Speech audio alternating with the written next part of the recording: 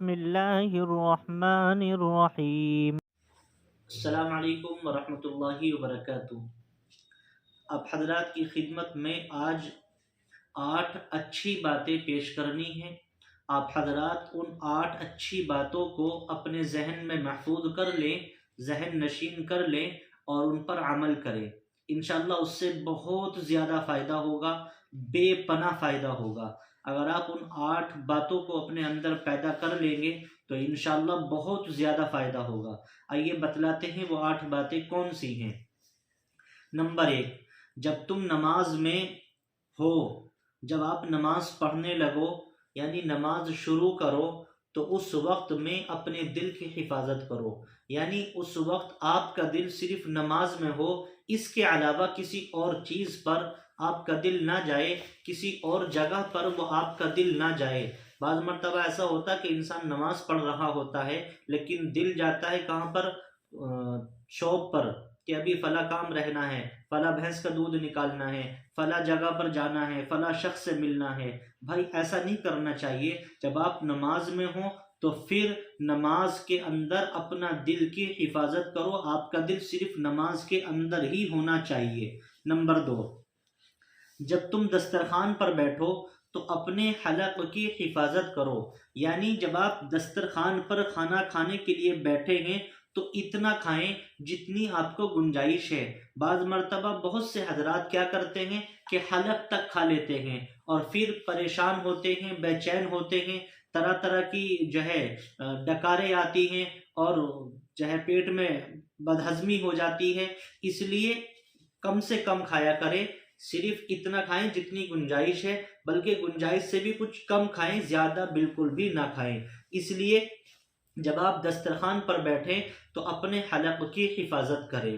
Number 3، جب تم لوگوں کے درمیان بیٹھو تو اپنی زبان کی حفاظت کرو، اپنی زبان کو کنٹرول میں رکھو، اپنی زبان کو اپنے قابو میں رکھو۔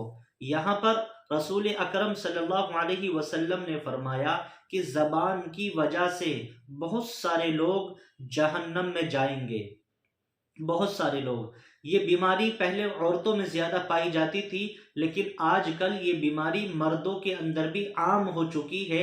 جہاں پر بھی 4 مرد کھڑے رہتے ہیں وہاں پر غیبت، چغلی، برائیاں، بہتان، الزام تراشی شروع کر دی جاتی ہے اور ایک دوسرے کی غیبت کرتے ہیں، چغلی کرتے ہیں، الزام تراشی کرتے ہیں، فلاں نے ایسا کر دیا، فلاں نے ایسا کر دیا۔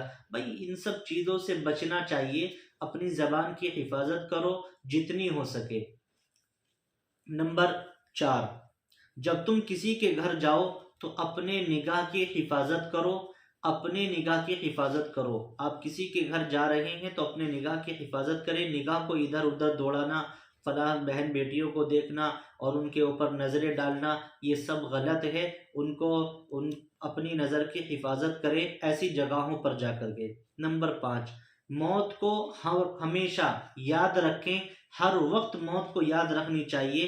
رسول اکرم صلی اللہ علیہ وسلم نے فرمایا سب سے عقل مند شخص وہ ہے جو اپنی موت کو خوب یاد رکھے۔ اس لیے موت کو ہمیشہ یاد رکھنی چاہیے اور یاد کرنے کی ضرورت ہے۔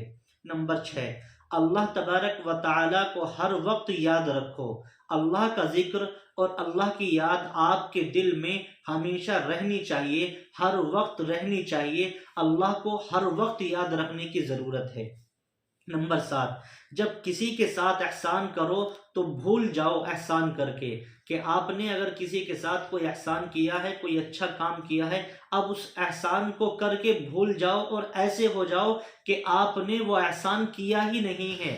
بعض مرتبہ ایسا ہوتا ہے جب ہم کسی کے ساتھ احسان کرتے ہیں تو پھر جب اس آدمی کے ساتھ یا اس شخص کے ساتھ ہماری کوئی بات خراب ہوتی ہے تو ہم سب سے پہلے اس بات کا طعنہ دیتے ہیں کہ میں نے تجھے 10,000 روپے تیری مشکل میں، پریشانی میں دیے تھے اور جب تجھے کوئی ساتھ نہیں دے رہا تھا تیرا تو اس وقت میں نے تجھے ساتھ دیا تھا۔ میرے عزیزوں، میرے دوستوں، اس سے بچیں، احسان کر کے بھول جائیں۔ احسان کیا ہے تو اللہ کی رضا کے لیے، اللہ کی رضا شامل حال رکھو اور اس نیت سے کرو کہ اس کا اجر اللہ تبارک و تعالی دے گا، ہماری ذات یا اس کی ذات اس کو فائدہ نہیں دے گی۔ اس لیے احسان کیا کرو اور پھر اس کو بھول جاؤ۔